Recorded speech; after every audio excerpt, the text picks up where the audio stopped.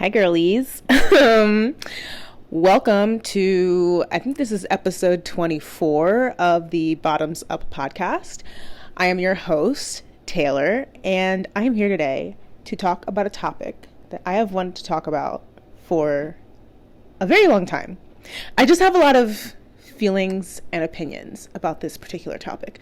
So today we are diving into situationships.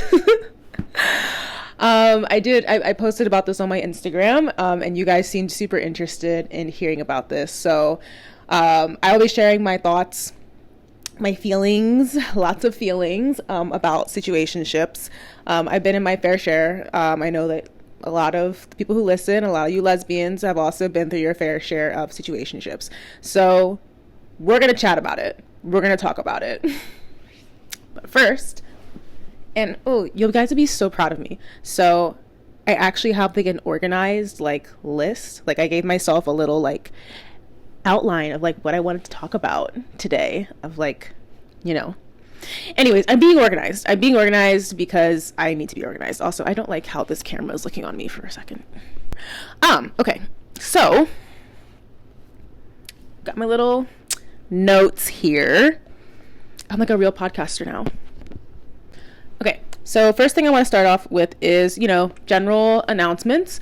Obviously, this is a bonus episode. I will be having another interview coming out soon. I'm just waiting for my subject, my interviewee, to get back to me about, if they're okay with the episode and everything that's in it. And then I'll absolutely deliver that to y'all.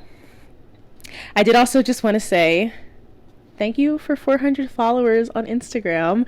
I know, obviously, it's not, about numbers or anything like that. I do appreciate, a lot of the positive feedback that I get from this podcast. And I feel like I say that all the time, but it doesn't make me any less grateful. I think about it every fucking day. So again, thank you so much for your guys' continued support. I appreciate it. From the bottom of my heart, it means so much to me.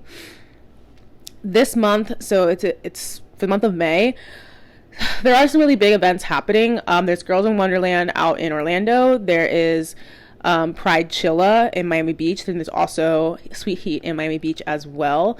And these are relatively high ticket, high dollar events. I know I personally am a little bit wiped out from the month of April. It was very expensive for me. So for this month, I am trying to prioritize a lot of either free or cheap events.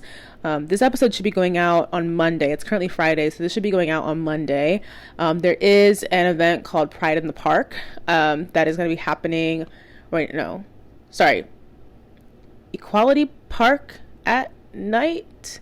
I will share it on Instagram. But there is an event that's happening in Wilton Manors. It happens once a month on Thursdays in the evening. It's a little literally party in the park. It is Pride in the Park. So I'll be attending that, and I hope to see some of you guys there because these events need support. Otherwise, they will not continue to exist. So hopefully I can see some of you guys there. And again, I will continue to search for, other more affordable ways that we can all spend little gay time together. And then, as usual, feel free to contact me if you want to do an interview, if you know somebody who wants to do an interview. I'm going to be honest, right now, I am obsessed with the idea of doing an interview with somebody who owns a snake, a large snake. If it's a corn snake or something like that, I'm not really interested. I need boa constrictor, anaconda, something like that, Yeah, that would be acceptable. If it's a small snake, I will do it if it's a hognose. That I'm willing to make an exception there. I'll also accept lizards, large lizards, iguanas, Gila monsters, tegus, any type of monitor lizard, the cool ones. Yeah, I'm down. So yeah, if you are gay and have reptiles, let me know because I want to talk to you. Okay, that is it for announcements. See how organized that was? Now we're going to move into my horoscope. Look at that. That took 5 minutes. I'm impressed. I'm proud of myself. Okay. Good evening, Taylor. It is 83 degrees and clear in your area. Today at a glance. Also, today is Oh my goodness. Come on, phone. Why are you being weird? Today is Friday, May 10th. How do you behave when you are overtaken by moodiness? Ooh, this feels this feels targeted. Oh wait, it's not even giving me like a little thing. Hold on.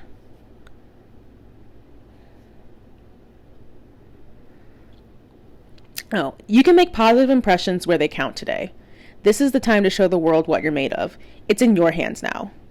This month, you are ready to air that one thing you're holding a grudge about. Situationships! I've been holding a grudge about them. This is a commendable move for someone who prides themselves in not letting anyone get the best of them. Cultivate your attraction to relationships that feed you. The broader focus of your life during this time is to break away from circumstances that hold you back. You think you're being fair, but it comes across as spineless. It's better to engage in momentary conflict than to pretend that you agree with everyone. I feel like literally that's like this whole week. Like that's very relevant to my whole week. I'm not going to get into it because it's going to get into like personal stuff, and yeah, no, I can't. Anyways, my do's. Seaweed snack. Don't mind if I do. Hand lotion, mason jar. Don't. Divas, third person, knockoffs. Okay, I'm feeling that. This has brought me back down to earth. This horoscope really humbled me today. It is like, again, I'm not gonna get into it, but it is relevant. So we'll just leave it at that. Okay, so now we chat about situationships. I do want to start with just like a little disclaimer. I'm not an expert by any means. I'm not like a relationship coach or anything like that. I'm literally just a lesbian with some feelings. And I just want to share those feelings with other people. I've been in my fair share of situationships, and I think I've learned a lot from them to the point where I feel like it's unlikely that I will enter one again, and that is something that I feel good about. And I feel like the existence of situationships and the prevalence of situationships, it kind of makes me have a lot of thoughts about today's society, just in terms of like not only like the relationships, like the romantic relationships that we have with other people, but even like when it comes down to like friendships and like the way that we communicate and engage with other people. I just find it very interesting, and I've had a really great time just thinking over the past week or two about what I really want to dig into on this episode, because I feel like communication and relationships in general is absolutely a topic that I'm like super, super passionate about. Again, not an expert, just a girl. I am literally just a girl. So let's start actually with defining what a situationship is. And if you don't know what a situationship is, and if you've never been in a situationship before, I am so happy for you. Like immensely. I'm not just happy, I'm proud of you at this point. Like you have really dodged many a bullet. So this is on dictionary.com, the obvious source. A situationship is a romantic or sexual relationship that is undefined and non-committal. People in a situationship are more than friends, but less than committed romantic partners. One of the earliest uses of situationship was a 2006 entry on Urban Dictionary that defined the term as any problematic relationship characterized by one or more unresolved interpersonal conflicts, usually confused with dating. Less entries on the site define the term less negatively, but still describe it as a complex situation somewhere between a friendship and a committed romantic relationship. So I feel like that should give us enough context as to what a situationship is. From my perspective, a situationship is any situation between two people where there is like a romantic element present, but it's completely like an undefined relationship. It's kind of like sitting in this like weird gray area. And I think like, I appreciate that the definition from dictionary.com like doesn't explicitly, say that a situationship is negative. But I can't really think of a lot of instances where a situationship isn't negative. Like I don't really see, and perhaps, that's my bias showing, hence why I'm not an expert on this. But I don't really see situationships as something that is healthy or like really makes sense like for either party that's involved. I think if it's a situationship where everybody's on the same page that like it's not serious, then it's either you're just in like a talking phase with somebody or you're friends with benefits. Like I feel like those are like, we have other words like in our society to describe like a positive or a healthy situationship. I find that situationships often either don't have communication to begin with, where nobody really wants to define what the relationship is, or people have expressed, parties have expressed what they want and what they're looking for, but all that's just kind of being ignored because like, oh, this is like a little bit fun in the moment, and it just kind of feels good. So that's kind of like, where I'm coming from, with my perspective. So the way that I see situationships is that there are two kind of like textbook scenarios that pop into my head. And I've been in both scenarios. The first scenario, which I feel like, most of the people who complain about situationships, I feel like this is what's happening, where you're with somebody who you have strong feelings for, who you might want to be with, but everything that they're doing, everything about their behavior communicates that they either don't want something serious, they don't want something serious with you specifically, or they're probably like not even ready for a relationship. It's where, they're hitting kind of like the bare minimum of expectations that you need. But again, coming from personal experience, there's such a desperation for validation that you kind of accept those crumbs and you don't really realize that you're absolutely worth more. And so in that scenario, no one's really communicating exactly what they want out of whatever the relationship is. No one's really communicating what their needs are. It's just kind of, again, gray area. Like, what are we doing here? I think the other textbook scenario is where somebody has explicitly said, I don't want something serious, I don't want a relationship. The other person has said, yep, that's cool, I'm fine with that, despite knowing, internally that they actually do want a relationship.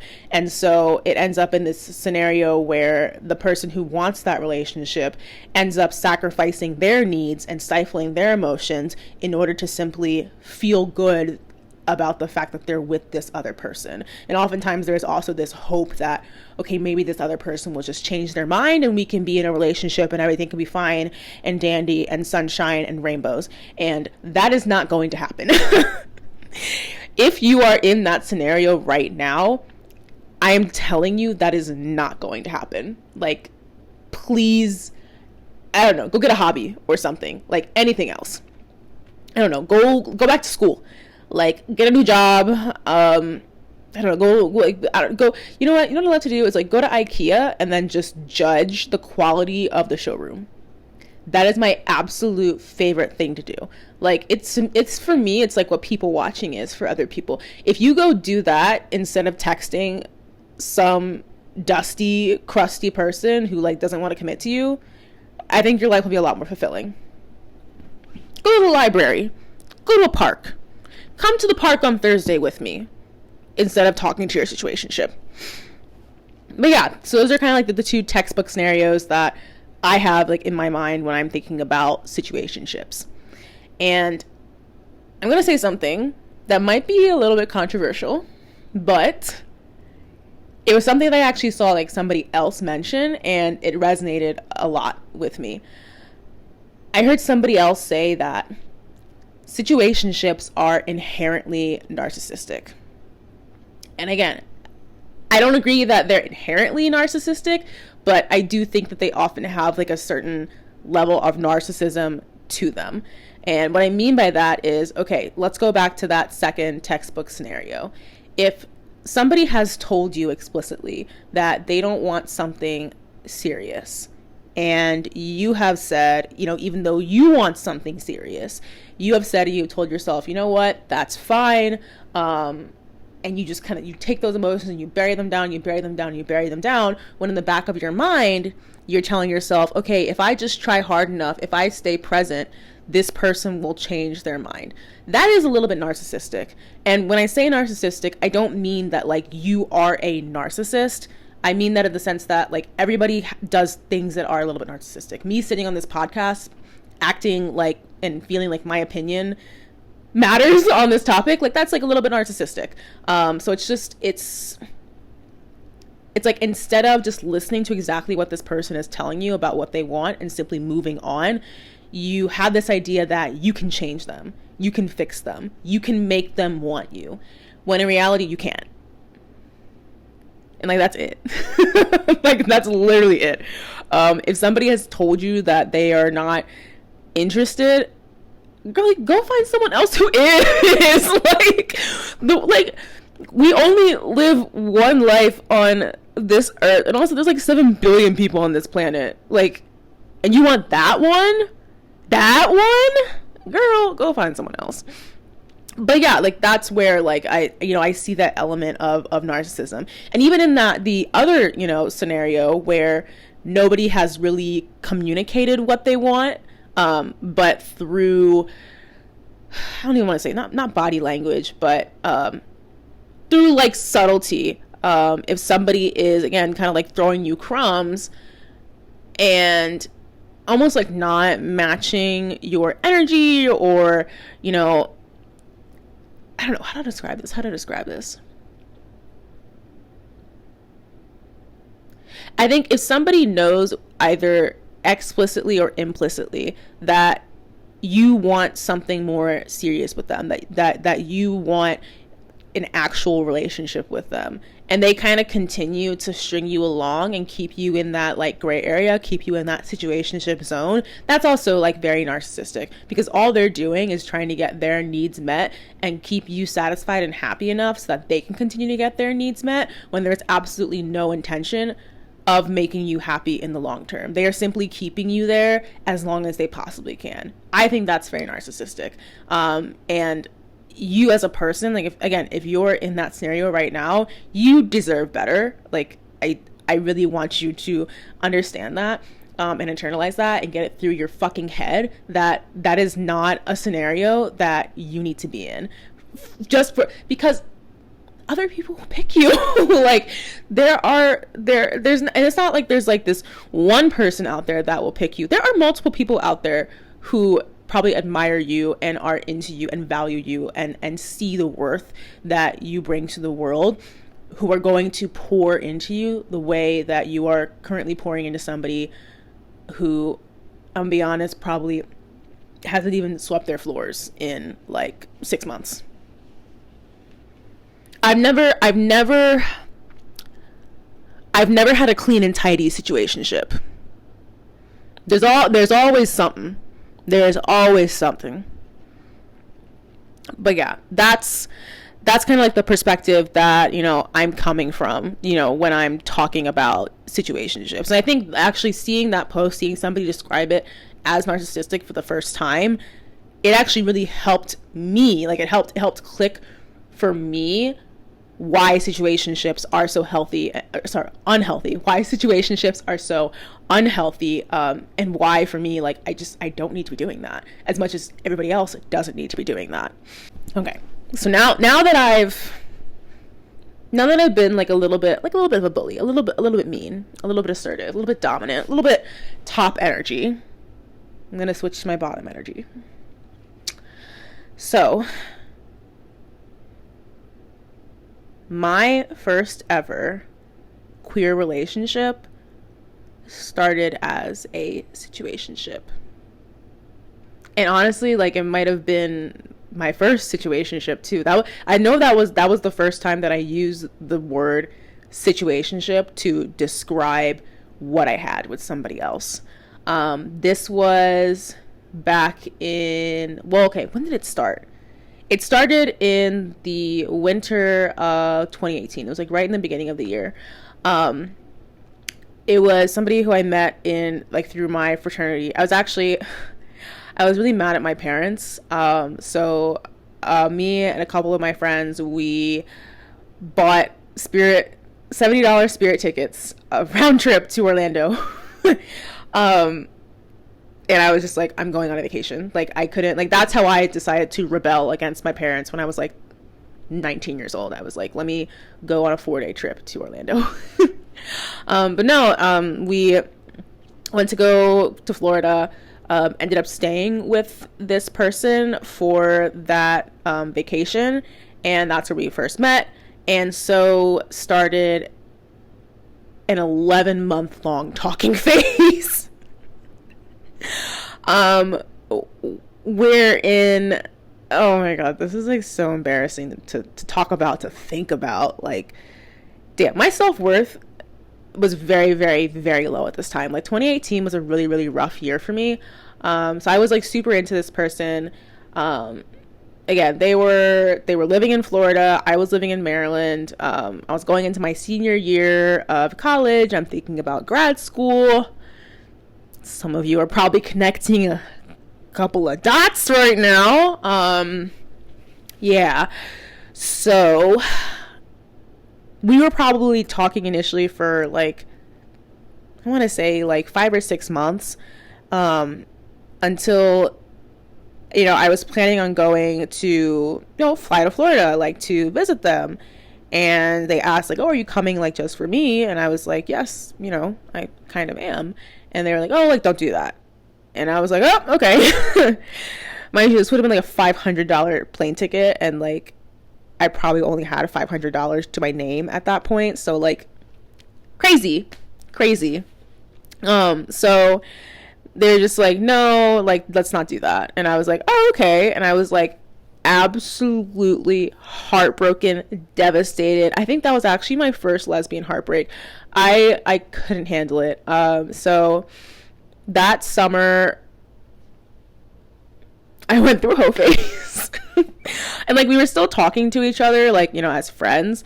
But yeah, I went through a whole phase. Actually, I lost my virginity to them too, because we were still like meeting up like through like all of like fraternity events and stuff like that. So I'd seen them again in March of that year, like after that initial meeting in January. Met them in March, lost my virginity, and I was like, oh my god, this is my person, blah blah blah. Thought that we were going to meet up again that summer. It didn't happen. So I just started going on a bunch of dates. I started hooking up with a bunch of people. Was super depressed by the end of that summer. Had another girl actually break my heart as well. And they're both cancers. So that's why I don't date cancers anymore. And after that, I was like, okay, I need to be in therapy. So I got into therapy. And I guess it didn't work, because by the end of the year, at some point we had hooked up again. Like, they were in my city for something else. We hooked up again, and then I started seeing this. Oh my god, I met this lawyer. Because that's when I was like, oh, okay, I think I need to actually start like dating people. Like, I need to not just be doing like hookups and stuff. Like, I was like, it's not good for me. I don't like it. It's not like, I'm not feeling very well about it. Like, I need to actually like date people. So I met this lawyer. Like, she was like on track to become a lawyer. She was so cute. She was adorable. She was this little, like, such like a little like nerd. Oh my god, this is like one of the dumbest decisions I ever made in my fucking life. We went on a couple dates. She was really into me. I was really into her. But like, I was so addicted to what I had with this person who lived in another state, who was like starving artist, who like at that point had like no idea exactly what they wanted to do with their life. Like, literally ended up getting like fired from their job like the following semester because I just kept showing up late to work, and then like couldn't take accountability for it. Like, that's like, when I see the memes and the jokes about like non-binary people like just like not wanting to, I don't know, like, it's not be adults, but like not wanting to perform like basic tasks that everybody else is expected to perform. I'm like, yeah, that I can say from my experience. Yeah, but really just with them, not other non-binary people who I know are like normal and mature and not severely mentally ill. So yeah, that was like a whole thing. But no, I was like, I was stuck between like this. I was stuck between this woman who was so adorable and so into me and was en route to become a lawyer. I was stuck between her and somebody who for 8 months was stringing me along and didn't know what they wanted to do with their life. And I took that one. I took the starving artist over the lawyer. And let me tell you, that just started like a domino effect of events in my life. Like literally a series of unfortunate events. Absolutely insane decision. Sarah, if you will take me back. Oh my god, I would be like, yeah. Girl, ugh. But no, I broke it off with the almost lawyer, and then I started dating my ex that December. So we were long distance, and when it came to grad school, I knew, personally, like I knew that I wanted to move to Florida. You know, that was like a big goal of mine. I felt like this is the place where like I wanted to settle long term. So it was kind of a no-brainer to apply to schools down here. But like, I'm not gonna lie, it was 100% like, I was very motivated because I was like, oh, my partner is like living down here, so I might as well move closer to them. But yeah, they were actually living in Gainesville at the time, and again, like, you know, it's like looking back, it's like so much easier to see the red flags, because they were bright fucking red. But when I would talk about going to school in Miami as opposed to going to school in Gainesville, they would get very upset about it, and they would trash talk Miami and be like, no, you don't want to work down there, don't want to live down there, you don't want to go to school down there, you don't want to work down there, like don't do it, like come to Gainesville, like let's live together. And even when I suggested that, you know, if I ended up in school in Gainesville, I was like, well, I don't think we should live together, because at that point we would have only been dating for not even a full year. We would have been going from long distance to living together. And that, they got very, very, very upset about that. And I remember in the moment, like, feeling that it was very unreasonable, but then I also just didn't want to see my partner sad. So I was like, you know, trying to pacify them or whatever. But no, I should have called that shit out. That was wild. That was crazy. And so it all kind of just comes back to this idea that, like, situationships, I feel, fundamentally are not a healthy or a positive thing. There's probably people out there who have had like good situationships that have been great for them, that have ended well for them. Congrats. But I think, if, you know, in my instance, I went from being in a situationship with somebody who more or less had no interest in meeting my needs. I was always very explicit about being monogamous, and they are not monogamous, like they're polyamorous. And I said right when we first started dating, I'm like, are you okay with this, because I am monogamous? And they said, yes, I'm monogamous just for you, I just want you, blah blah blah. And within a month they were asking, to open the relationship. So that was number one. And then very demanding of my time, very demanding of my attention, in a way that made some of my friends like very uncomfortable. And trying to have such a strong influence over where I went to school, where I was living, kind of like always wanting to have access to me.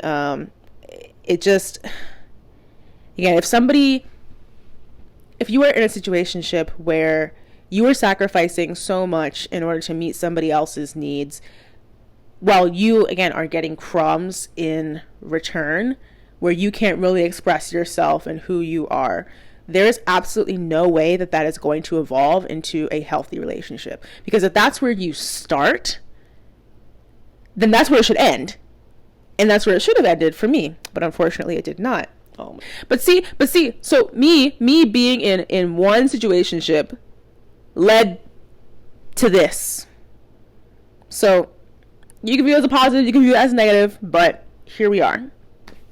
Anyways, so yeah, that relationship fell apart after like 5 months. They were just awful. I try not to like speak poorly of other people, but like there was, and again, they've probably grown since then. Like this was what, 5.5 years ago. Like it's been a while. But I know now that I deserve like so much better. And I will say, like, I definitely came out of that relationship with like issues. And I was very timid stepping into a relationship after that. So unfortunately I didn't learn from that experience. Or I didn't learn enough. I don't think I didn't do enough self-growth after that relationship. And actually, I cannot remember. I don't remember exactly which number episode it was, but it's the episode that I did with Empower Wellness Farm. One of my guests had mentioned that she spent a lot of time single, but she hadn't actually grown in that time. That it was just kind of like, just kind of like doing her own thing, but never really taking the time to be like introspective. And I feel like I was always very self-conscious of the fact that I had broken up with that first ex in like May. Oh no, I got broken up with in May of that year. And then I had started dating my most recent ex in like late August, early September. And I always felt like in the back of my mind, like, oh, like that, like that's like really close. Like those, I really felt like I didn't have enough downtime. I felt like I just kind of like rushed into the next relationship. I was just kind of like so desperate to feel that validation and so desperate for the attention that I was like, okay, let's just, on to the next one. And that's not even to say that, my last relationship, loved her. Great girl, like phenomenal, fantastic. It didn't work out, but she's 100% a great person. Like, I absolutely like wish her the best. But I do think that I probably should have taken a lot more time to reflect, instead of, what I did was I buried myself in my work. I buried myself in the transition from Maryland to Florida, buried myself into school when I got here. And I never really let myself feel those feelings. I think there were just so many other distractions and so many moving parts that it just never really happened. And I didn't have access to therapy once the school year ended because I was doing it through my school, and I couldn't afford it otherwise, because through the school it was free. So one thing led to another, never really had the self-growth, got into a relationship, broke up 3 years later, and then I pretty much did the exact same thing after I got out of my last relationship, and I just jumped directly back into the dating pool because I really just wanted the validation. And so at that point, it's like, oh, I'm literally set up to be in a situationship because I will take the absolute bare fucking minimum so long as it makes me feel good about myself. I'm being honest. I don't feel that way now. It's been a while. It's, that was like a year and a half ago now. Like I'm doing much, much better. I'm much more sure of myself. I'm much more positive about myself. So I don't need that from other people, at all. It actually might be a little bit of a problem, but yeah, I'm fine now. But I did get into another, I had like a couple little like smaller, shorter situationships throughout the beginning of last year, probably like about this time last year, from like January to June. And then because it just kind of kept happening over and over again, I deleted the dating apps off my phone because I was just like, I don't want this anymore. Like, I'm not really feeling this. And a lot of what caused me to pursue women who weren't going to meet my needs was the fact that I didn't have close, vulnerable relationships with anybody who was like local. I have friends like back in Maryland, and all that, but like, I work full time. I only have so much PTO. I can only go like I could only fly back to Maryland like so many times, and I was only making so much money, and plane tickets are not cheap. Accommodation is not cheap. I wasn't always guaranteed to have somewhere to stay. So it was going to be impossible. And at the end of the day, like, we humans are very social creatures. Like, we live in packs, we live in herds. Like, we need to have people around us, like on a daily or at least every other day basis, who we connect with at like an actual deep emotional level. And for some people at a physical level. I'm a very physical person. I'm very touchy. I'm very, huggy. I like that. So I know that I need that in my life.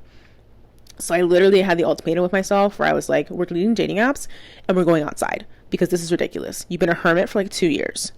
No exaggeration. So I was just like, it's time to actually like go out and like tackle the trust issues that you have, and find those relationships with other people. And I did. And that's part of, what this whole podcast is and what it's about, is being able to do that and being able to feel more comfortable with it. Too bad just mindset wasn't enough. And I need to start a medication. So I started on Zoloft in August of last year. And that was actually like a huge game changer for me, in terms of not being so quick to just like enter into a relationship with somebody or enter into a situationship purely for validation. The issue is when I started on Zoloft, I was already in my most recent situationship. And I think initially, because I think we had only really been chatting for 2 or 3 weeks by the time that I'd started on medication, because I was in a rough mind state. So it wasn't really long enough for me to kind of get into the thick of it, like with a situationship. And then by the time that I started on the medication, I was already in this mindset of like not really wanting to date, not really having, like, I could feel the interest kind of like pulling away. And then once I started on medication, it just like completely stepped back. I don't really know why. This is something I've discussed with my therapist. I don't really know why I, as a person, have always really been obsessed with the idea of being in a relationship. Like, I've always really wanted to be in a relationship. We have conceptualized it a couple times. I can't really pinpoint something that, happened like in my childhood that would have led to me feeling that way. But, I very recently, again, like within the past year, expressed to my therapist, like, this is such an intense feeling that I have all the time, and I've always had. And I don't know where it comes from, but I don't like it. And I didn't realize that other people didn't feel that way too until I started talking to my friends more and like kind of like sitting down and actually like looking at my own behavior and being like, like this feels kind of off. So I think, it could just be like another part of the OCD, in that it is like a very obsessive thought process. It's like a very like obsessive neurological pattern. But we don't know. But anyways, so the Zoloft like took that edge away completely. Like, I don't think about that shit. Like, I have more important things to focus on, that I really, like and enjoy. So it's the clarity in my head is greatly appreciated. So went through those first couple weeks of being in the situationship, not really sure what I wanted. And then by the time that I started on medication, my body was like, yeah, we're not doing this. I think there was like a certain amount of friendship and camaraderie and vulnerability that I liked, because again, like, I was still building, my friend group. Like, I was still meeting people. I was still building those relationships.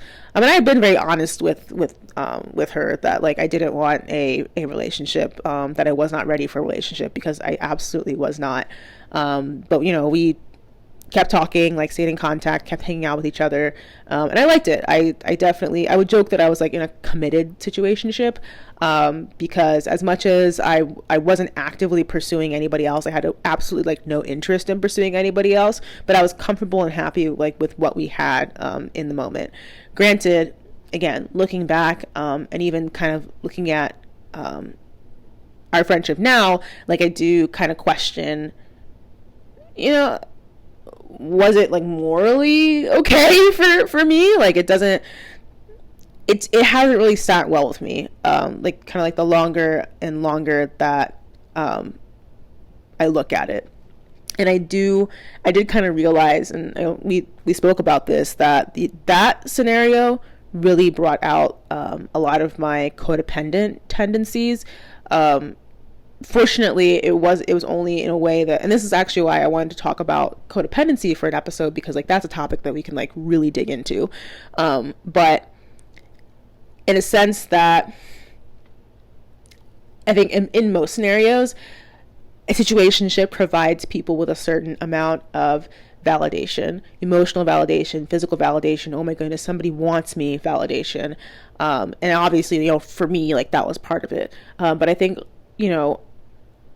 people can also have like various kind of like comorbidities when it comes to that. So for me, I think my, again, tendency to be an overfunctioner in my friendships and overfunctioner in my relationships was really satisfied by being with this person. So even though I didn't need, the emotional validation, even though like my self-worth was there, I think, the codependency is like a completely separate thing. I think both from like a neurological standpoint, emotional standpoint, it's not, that hasn't been impacted by the medication in the way that just the obsessive compulsive thoughts and behaviors have been impacted. So that was just something that I noticed like very recently about myself that I really did want to, dig into. But again, it comes back to this idea that like being in a situationship typically satisfies like some sort of need or want for us that either needs to be satisfied in other ways or needs to actually be looked at and analyzed as like, why do you even want this satisfaction, this validation in the first place? Why are you seeking this out? Because again, at the end of the day, your needs overall are not being addressed. Or you are, again, in my case, the codependency, all you're doing is feeding into a vice that you have and feeding into behaviors that do not benefit you in the long run. Okay, so I popped off on that. I can't tell if I'm like giving, like, I feel like I just read myself for filth. Like that's what that really just felt like. But yeah, those are kind of like the two like big situationships that I've had. Quite literally my first one and my most recent one. But I think as a person, when I actually did take the time to like sit down and analyze my behavior and like be self-reflective, and not only, and here's the thing, I know that like I'm speaking like very like a lot of authority right now on this topic, and like I'm being very direct and very blunt about how you should be treating yourself, but please recognize that like self-growth is not going to happen. Wow, I'm still saying this so authoritative. Whatever. I don't give a fuck. Self-growth is not going to happen if you don't offer yourself self-compassion. You cannot like beat yourself up into like being a better version of yourself. And I especially like when it comes to the codependency, recognizing that like it's not me being a bad person. It's not me like making like a bad mistake. It's not me having like necessarily like a toxic like pattern or whatever. It's very much again like a compulsion. It's something that I automatically jump to because it's something that I am used to and is very like normal for me. But I have to give myself credit that even when those behaviors were popping out, when I was in my most recent situationship, it never, and this is back when I didn't realize that was codependency. Like I hadn't quite put that word to it. It never got as bad as it has in the past, where I would reach a point where I was just like frustrated about being an overfunctioner, and I would just kind of throw my hands up and and walk away and detach. I have not been able to do that in the past, and that's like a huge thing for me. So I'm very happy about that. It's like I'm not only happy about the fact that I was able to step away from it before I even noticed that it was codependence, and on top of that, it's like several months later I can look back and be like, oh wait, that's what that was. And I think that's like a huge thing, and I'm so proud of myself for that. I was talking to my therapist about this when it clicked, because I was like, hey, like, would you describe this as codependency? And he was like, yeah. And I was like, cool. Why didn't you tell me before? Like, why am I having to do the work for my own self-growth? I don't really like that. But yeah, I mean, and then again, like, even going through the cycle of feeling really bad about myself, thinking poorly about myself, and then kind of stepping back and being like, why am I feeling this way? Even like very recently, I've just been having like so many issues with like quite literally like my physical body image, like again, like feeling feminine in my body, feeling comfortable in my body, feeling like I'm actually making progress in the gym as well. And what I've been doing is, every day or like every other day, I'll literally just stand in front of my mirror and say, how do I feel about my body today? And most days I feel indifferent. And so it's like, that kind of reminds me like, okay, if 5 out of 7 days of the week I'm feeling indifferent about my body, and maybe 1 or 2 of those days I'm kind of having this like, like not feeling great, it's like, why am I feeling that way? And that's it. Like, when I sat in front of the mirror and I'm like, oh, I'm not feeling good about my body today, I would literally ask myself like, why? What is it? Girl, most days I was just bloated. Most days I had just eaten like absolute trash the night before, and I was bloated, and that was it. And you know what? Now that I'm actually eating a little bit better, I'm eating more consistently, I'm not bloated. So that's why I say like self-growth comes from self-love. It comes from self-compassion. It comes from pouring into yourself more, way far more than you're pouring into others. You should be your number one priority. You cannot help anybody else if you have not helped yourself. And all the more reason, I think, once we begin to pour into ourselves, and once we begin to recognize like our own self-worth, we're much less likely to end up in these, situationships that aren't serving us. Because the thing is, you get a week or 2 in and you're like, okay, why, like, this is not making me happy. This is stressing me out. This is like, I'm having like highs and lows, like feeling very intense, like about this person. It's only been 2 weeks. And you're like, okay, like, is this really something that you want? Is it really something that's benefiting you? So at the end of the day, your life was a lot easier 2 weeks ago. Life was a lot easier 4 weeks ago, 6 weeks ago. So why are you staying with this person? Why are you keeping in contact with them? Oh, they're watching your Instagram stories?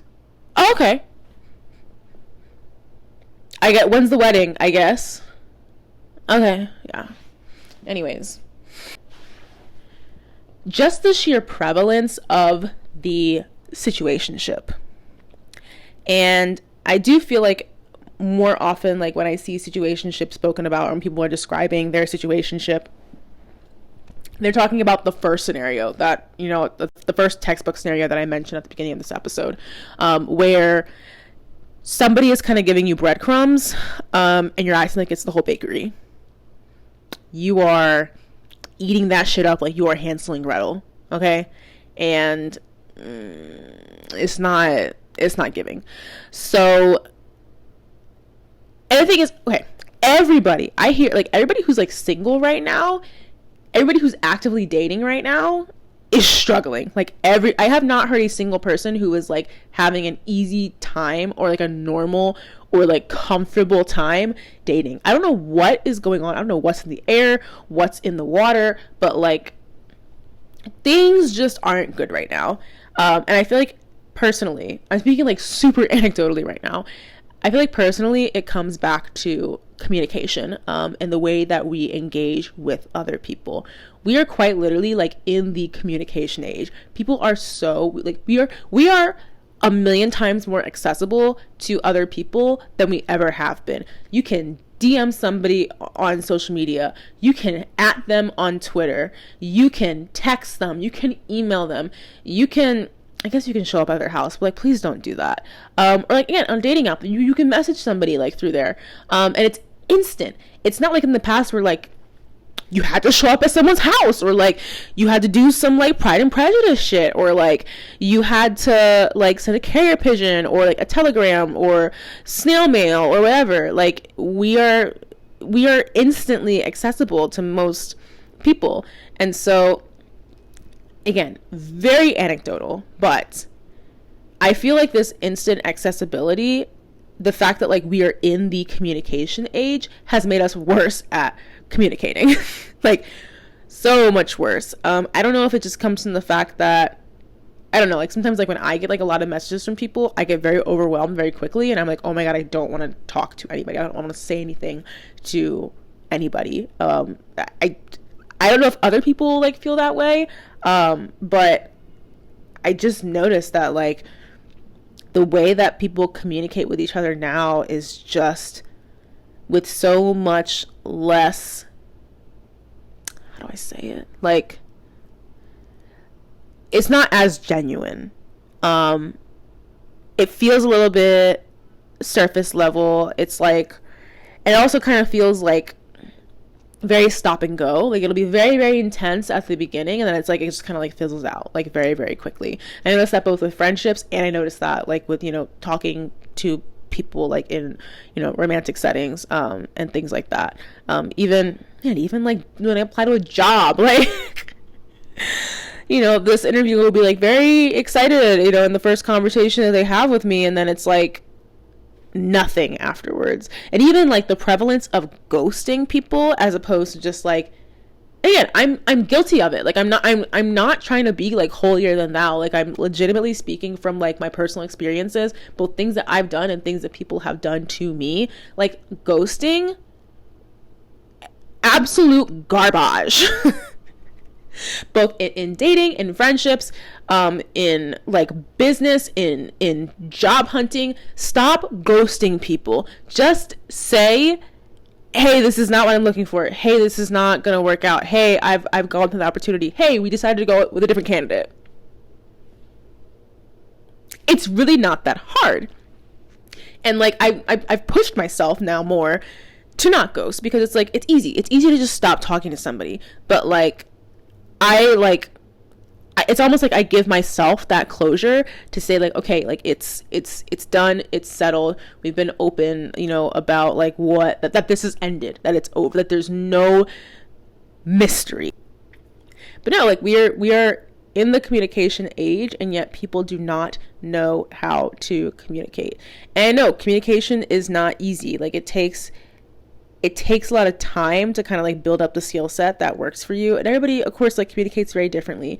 I'm someone who, you know, I like to be very forthcoming. I like to be very open. I can't really do like hints and subliminals and stuff and whatever.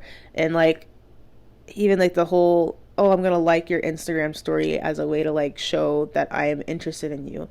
Do I do it? Yeah. Do I expect anything reasonable to come out of it? Absolutely not. It's really fun to joke about, though. If I ever like your Instagram story, I'm gonna be honest, that's me asking you for your hand in marriage. But the offer expires after like 4 hours. And then me liking it again is like me offering again. But again, within 4 hours of me liking your story, if you haven't said yes or no, the offer is rescinded. You have to just wait for the next one. So there's that. But no, I'm a very direct communicator. I have a really, really, really hard time with people who are not direct communicators. I find that I kind of sit there and try to like judge body language and things like that. It's just, it's the way that I am. And so what I try to do is I will say like very upfront, you know, this is how I'm feeling. This is what I want. This is what I'm looking for. This is, you know, what my needs are. You know, this is the person, like who I am. This is the future that I see for myself. And it's up to that other person to decide if like that's something that they're interested in being a part of. And that's not even me saying like, oh, I'm trying to pressure them to like make a decision like in that moment, but it's like I just kind of prefer to be very open and honest about it. And I do also feel like being open and honest with other people will make them feel more comfortable about being open and honest with me. Maybe, perhaps, I don't know. Sometimes it works, sometimes it doesn't. And it also helps me clear my conscience to know that I'm not withholding anything that I would consider to be important. And so if I'm with somebody and I don't expect that from other people, again, because we all kind of communicate very differently.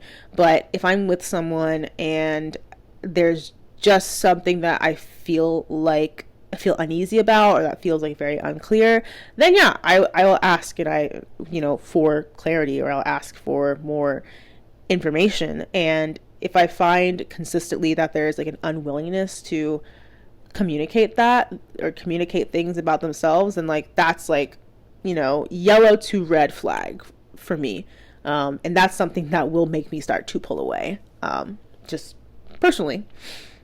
But even little things such as like I just said that like we're in this like weirdly like very, very accessible age. I don't think that it is reasonable to always expect somebody to text back quickly, like in under an hour, especially because people have lives. I know that like I'm not really out here, trying to text people like during the workday. Like I'm trying to be very focused on what I'm doing.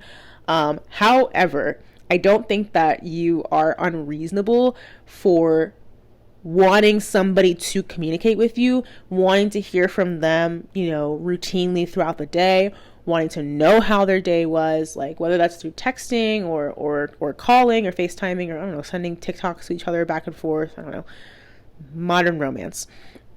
I don't think that that's unreasonable at all. And that's kind of like one of the areas where it's like a keystone of the modern situationship, where somebody will text you back, after several hours, and then you maybe exchange 1 to 2 messages per day, an amount that like is stupidly low if somebody is genuinely interested in you and like wants to get to know you and wants to be with you,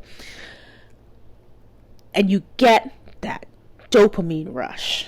Yeah, it's like a high-low thing. Because again, been in this scenario where you send the text and, you lock your phone, you push it away. And then 15 minutes later, oh, let me look at it. Hour later, oh, let me look at it. Oh, they still haven't said anything. Oh, they viewed the thing that I sent them on Instagram last night, but they haven't said anything. Oh, they viewed my story. Oh, they haven't said anything. Like, and then when they text you back, you're like, ooh, dopamine. I got the validation. This feels so good because now they're giving me attention. Do you hear how that sounds? Like, are you kidding me? You're excited because this person sent you a like 2-line text message once per day for 2 weeks, and you want them? Like that? Is this your man? Delusional, my God. But no, it's accepting the bare minimum. Honestly, like that doesn't even qualify as the bare minimum. Like that's like lower than that's lower than my bare minimum. It's not unreasonable to expect communication. It's not unreasonable to expect attention. It's not unreasonable to want attention, because in that scenario, all you're doing is stifling and telling yourself like, oh, I don't need more. I don't want more attention. I don't want more from this person. This is okay. This is reasonable. This is acceptable. I can work with this. When in reality, like there are people out there who will satisfy your needs, and you just like, you got to find them. Or you can let them, come to you, but you're not going to find them if you're wasting time with somebody who doesn't give a fuck about you. You won't. Why are you pouring energy into a situation that you don't really get anything out of? That's my question. But no, I feel like in general, when we learn to be more explicit both with ourselves and with other people about what we want to get out of our relationships with them, again, whether it's romantic, whether it's friends, if anything, you can practice in your relationships with your friends who you feel comfortable with, and just being like a little bit more direct about the things that you want or the things that bother you. I think starting there would really do society, we benefit, as a whole. And again, even though I'm somebody who likes direct communication and appreciates it, it's definitely been something that I've still been working on over the past several months to feel more comfortable doing, because I do find that even in the past, even though I liked direct communication and I hated like being in that mystery, I was so anxious and I was so scared of being rejected that I wouldn't always communicate exactly what I wanted. Sometimes, I would kind of get to like surface level things, about, what I wanted to do or something like that. Like if somebody, like I would say like, oh, like I really want to go to like this restaurant with you. And maybe they'd be like, oh, let's go to like this restaurant. I'm like, well, I really like this menu. I really want to take you to this. And then they'd be like, oh yeah, okay. That level of like direct communication was a lot easier. That's always kind of been possible, but to be able to tell somebody, I am looking for a serious relationship, or I am only looking for something casual, or I'm not ready, for anything right now, or even to say like, I don't know what I want. That's okay. You can say that you don't know. That's perfectly fine.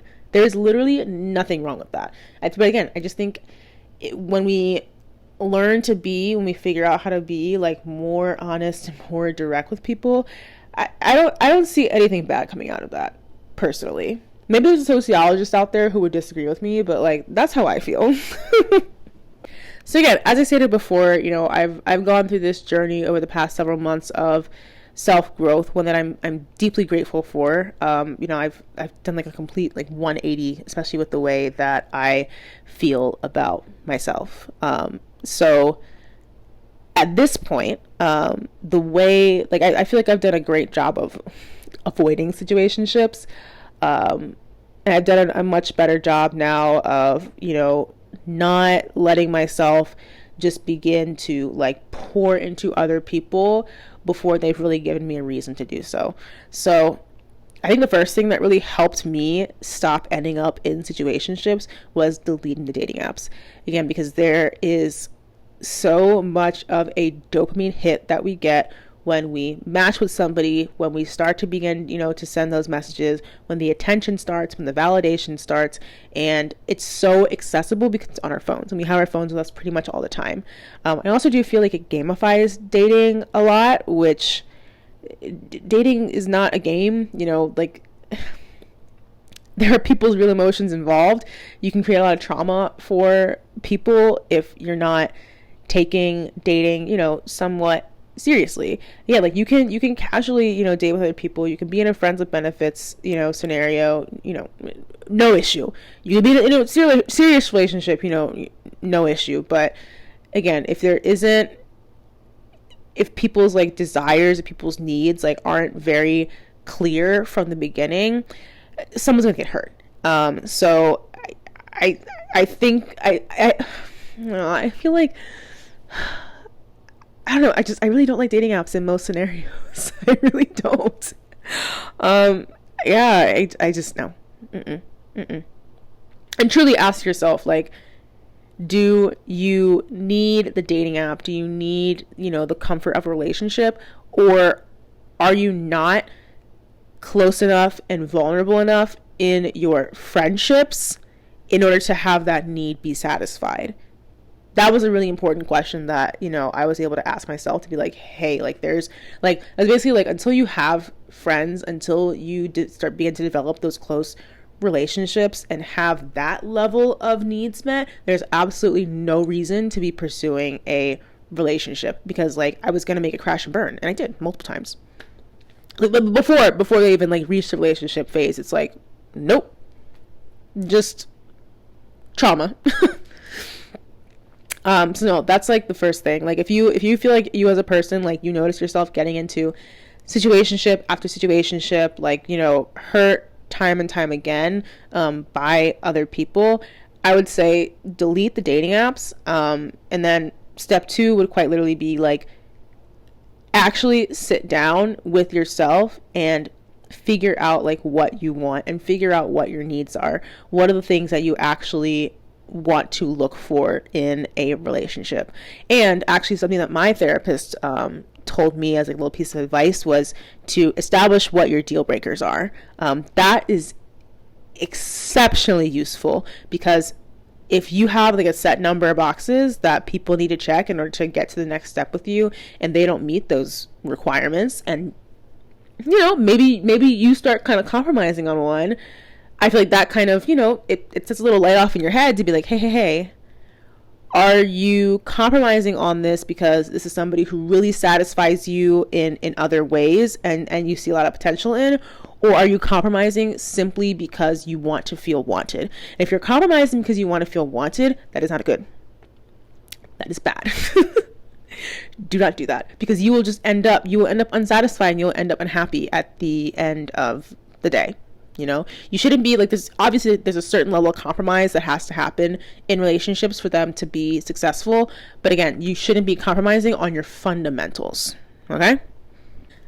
Something else, this is kind of like, I would say this is step 3, but like you really have to like, dig in on step 1 and 2 and allow room for the self-growth and self-discovery before you really begin to like step back into the dating scene, whether it's through apps or whether it's through like traditional dating or like speed dating or something like that.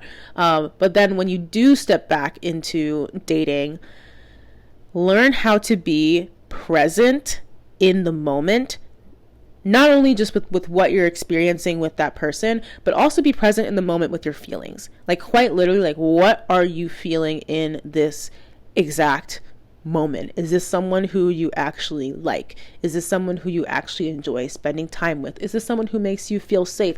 Is this someone who makes you feel, a little bit uneasy? Is there something that maybe you didn't want to hear that kind of like made you feel, like that made me feel a little icky, are you burying that? Like, do you feel like you're trying to kind of like ignore that in order to focus on like all these other things that you're really enjoying? And I think too, like that helps to kind of take the pressure off, because we should not be entering every date, every first, second, or third date, thinking that like, oh my God, this person's going to be the one. We're going to get married. We're going to be together forever, blah, blah, blah. Oh, we're so compatible, blah, blah, blah. Because there's a lot of things you learn about somebody like over the course of dating for 1, 2, 3 years. So I think like being more present in the moment, and it takes the pressure off to be like, okay, I'm not thinking about what it's going to look like 5 years from now with this person. I'm quite literally looking at who they are in this moment. I'm thinking about maybe the next 5 minutes, maybe even the next like 5 seconds. I don't know. I feel like if it's somebody who like you are a good match with, I can only see that enhancing the scenario and enhancing the relationship and the connection that you have with each other. I, as a person, again, in struggling with the obsessive compulsive thoughts, I used to like not even be able to meditate because I could not sit here in silence with my brain. The fact that I can even look at the camera and have this kind of conversation with nobody, that takes, it takes a lot. It takes a little bit of focus. I am actually thinking about how hungry I am. I want food. I want food so bad, but I'll eat later. But I think like the fact that, I can now just kind of like sit and be like at ease with my own mind. It makes it so much easier to sit and be at ease, like when I'm with the people who I really enjoy. And if I really do start to feel myself like drifting away, and I feel myself starting to like lose focus, or even if you're on a date and you start to feel that way, then it's like, okay, like maybe if this person like isn't keeping your focus, maybe like this isn't it, like, and that's fine. Like not every first date has to lead to a second date. Not every second date has to lead to a third date. Even if you're seeing somebody for like 1 or 2 months, if it just doesn't quite feel right, like you can end it at any time. There's no point in, again, just staying in a scenario that doesn't actually satisfy you and doesn't actually meet your needs. Be with yourself in the moment, and you can ask yourself, like, oh, like, how do I feel about this? Maybe when you, at the end of the date, like, really sit with yourself and be like, oh, like, how did I feel about that date? How did I feel about this person? What am I feeling right now? And it just helps you not end up burying those emotions. Like, you can actually sit there and process them and be at peace with them and not be so scared of them, you know? Okay. All right. I think that's all I have. Yeah. Oh my God, this feels like it's just a short episode. Oh no, it's been 1 hour and 15 minutes. I be yapping. My goodness. So last thing that I have to read is, I did go on my Instagram and I asked you guys to tell me about your situationships. Mostly because I didn't think that I would be able to talk this long about my own. I didn't think I'd be able to talk this long about my feelings on situationships and emotions and communication and society. But I did get one submission. So we're going to read that because, to be quite honest, it is wild. I want to preface this by saying, like, I love the support and I love you all. I also do just want you to make good choices. And I hope that comes across in my content, that, like, I want to be a positive influence. Okay. So this person wrote in and said, actually, catch this. I'm in the most lesbian mess ever. My ex and I broke up because she was headed home after circuit. I didn't think it would be fair to her for us to do long distance. It hardly ever works. Plus, I am overwhelmed with self-sabotage guilt. Anyways, that was our situationship for a bit until I had to block her because it is just painful. One of my lesbian friends that she did not like, current situationship, we met off Tinder. She had every reason not to like her. She had to take me away and drive me home after finding me with this girl. Anyways, Tinder girl just bought me a horse, and now we are horse showing together, and I'm stuck in this, and I slowly have to wait till summer passes and my winter wife comes back. We bought a 3-year-old, by the way. She's for sale, by the way. She's actually great. You're welcome for the tea. I'm undergoing psychosis.